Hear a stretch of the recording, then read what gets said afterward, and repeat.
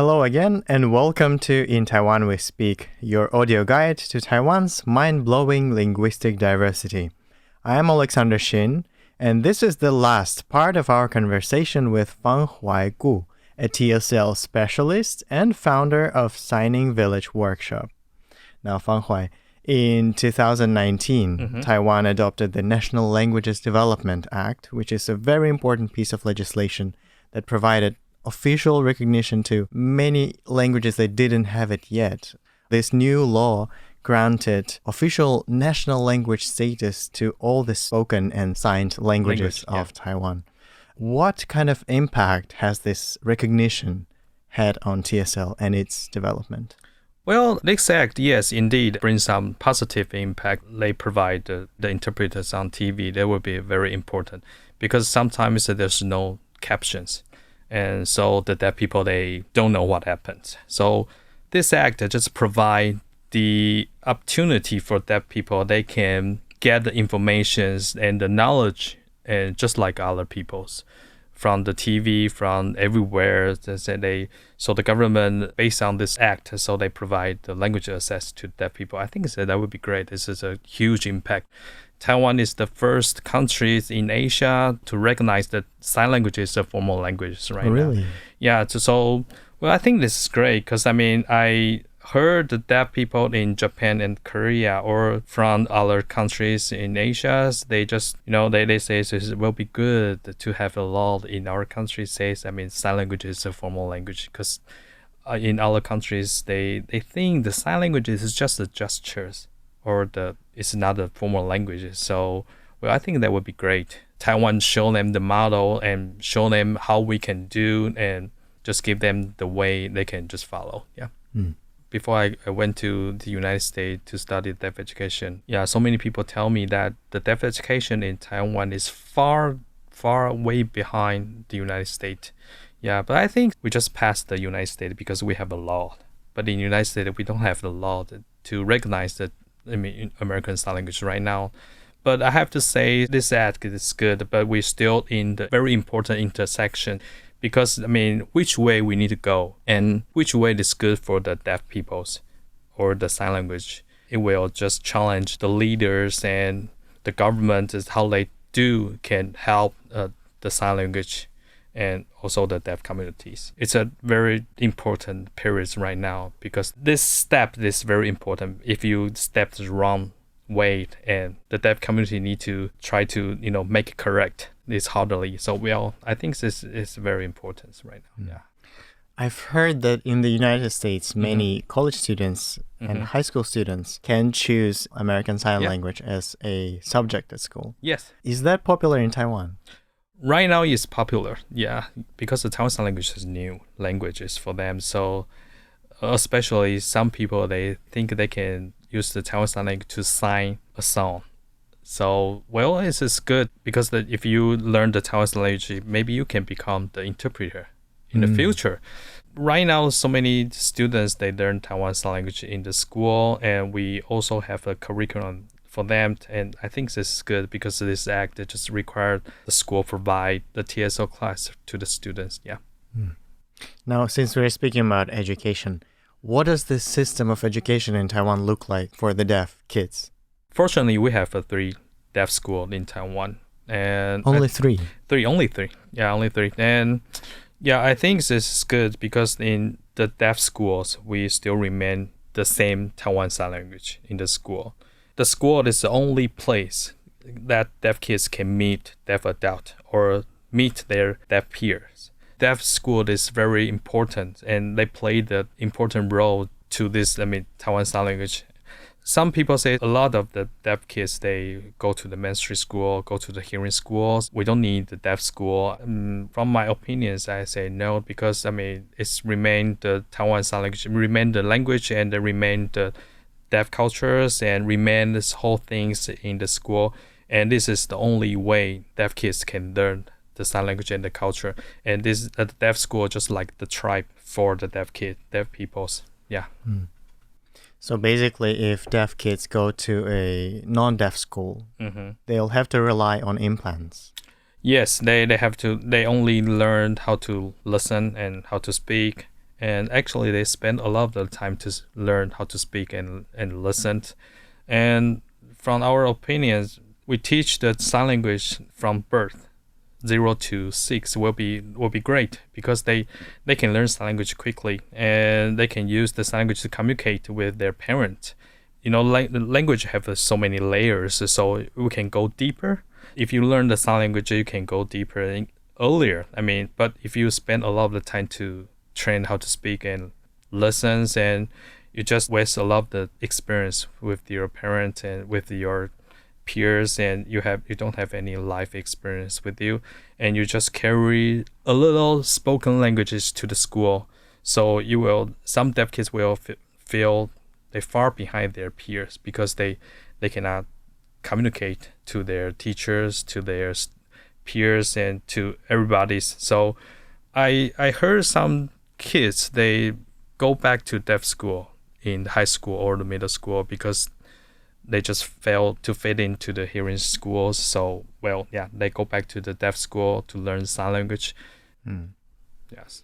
In case of those kids who were born into hearing families and then they can perhaps rely somehow on the cochlear implants, why is it important to you that these kids get to know the deaf culture and become the part of the deaf community, which you also call the tribe? Yeah. I see the deaf people just like other peoples. In the tribe, the elder will speak their culture, their stories, and their traditional to their kids. So they use the mouth and ear, and because they speak the stories, and the kids listen the stories and the culture and learn the tradition. So for the deaf peoples, they use the eyes and hands. They sign the stories, they tell the cultures, and the kids just use their eyes to capture that signs. And kids, if they can go to the school, they can meet the deaf. We call the deaf role model, so they can show them the deaf culture and the sign language. So they will know the sign language. They will know the cultures, and so their identity will become more stronger. So if they go to the hearing schools, they will lose that identity. Because right now I meet so many deaf students, they have problem with the identity. Am I hearing or deaf? Because if I'm hearing, but I cannot speak well. But if I'm deaf, I can sign the sign language. So if the kids can learn sign language earlier, they can meet the deaf role model earlier. So they have no problem with that. So I think that will be important for the kids that if they can go to a school, deaf schools, and they can learn the sign language earlier. And the hearing parents, if they know the sign language is good for their kids. So I think they're very important. Yeah. So ultimately it's about identity and confidence. Yes. In being yourself. Yes. What are some features of TSL that you could share with us? In the spoken languages, the word order will be like a subject, object, and the verb order. But in Taiwan Sign Language, it will be a little bit different. And the verb and the adjective that will be always by the end of the word order. Oh. For example, I like apple. The word order will be like apple like. Yeah. Interesting. Yeah. So if I want to say I drive car Yeah. to school. Yeah. What is the order of words in Taiwan Sign Language? The sign language will be I and the school and the car and drive to. And I do feel like the structure resembles spoken Japanese and Korean language. Yo, really? Yeah. Wow. Because they also put verb on the end. Okay. Could it be the influence of the spoken language? Yeah, I think so. Yeah. Yeah. I mentioned it before. I brought the German deaf YouTubers to Taiwan. I compared the German sign language to the Taiwan sign language and the Japanese sign language. It's similar. So that's weird. I guess my father and we guessed during the World War II, the Japanese government sent so many students to the German. Oh. And learned the sign language or learned the special educations and from German and bring it back to Japan. But this is not research approved. So, it's just I guess. Yeah. Because there were some relations between the schools. Yes. Yes. That's a very interesting question. Yeah. We need to do a lot of the research for that. Yeah. Because, I see that the languages flow from the country to the another country. It's just like a Japanese sign language is passed to the Taiwans and the French sign language is to pass to the Americans. It's interesting. We have so many sign language family, but actually we are the big family with each other because we all the visual languages. Yeah. I think this is also a very interesting point that we should mention, right? While spoken languages, they develop very locally.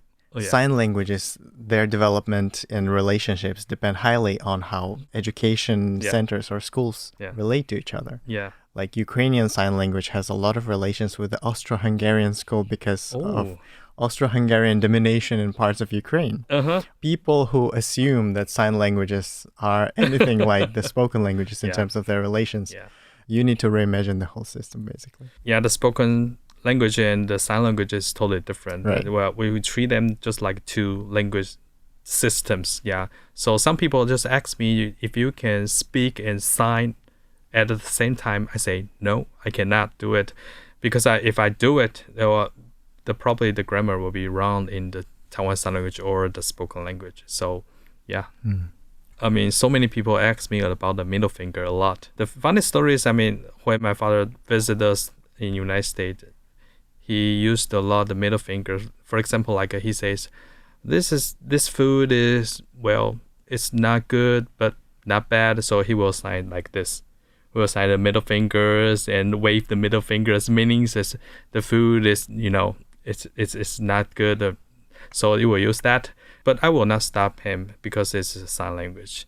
But I know the American people, they give me that stranger face and they say it's not good, and well, I will explain to them. So the good part is, American people, they, oh, you're from Taiwan, this is a Taiwan sign language. They get interesting about that, so they will ask me more about the Taiwan sign language, where we use the middle fingers, and we will show them what signs we use the middle fingers. I think this is good. It's just like we just share the information between our cultures, and so I think this is good. Yeah. So just to clarify, when you shake middle finger like this, that means so. Oh. It's not great. So. Yeah. Oh, I see. That's interesting. For those who are curious about learning TSL, where should they go? They can go many places. Actually, they can learn it from the school, and they can learn from the associations. And well, I created so many platforms. For example, I create the website called the Max ASL Plus. Basically, we create the American Sign Language story first. Right now, we have Taiwan Sign Language stories. And so people can learn the Taiwan Sign Language and the American Sign Language from that website. We call the Max ASL Plus. And also, we got some funding from the Ministry of Culture.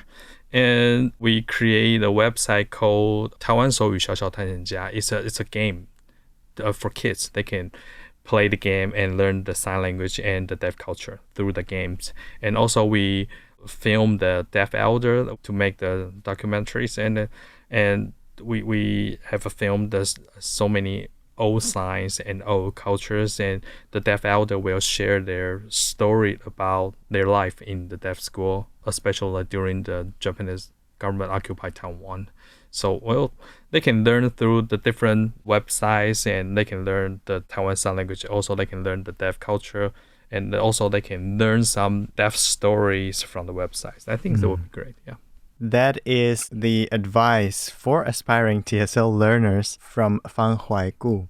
Thank you, Fanghuai, for being with us throughout these 3 episodes. And dear listeners, thank you for tuning in. If you've enjoyed our series about Taiwan Sign Language and its signing community, then please give us some boost on social media, and don't forget to recommend this program to your friends. And of course, do come back next week for another one of Taiwan's fascinating languages. Once again, this was In Taiwan We Sign. I've been Oleg, and see you next week.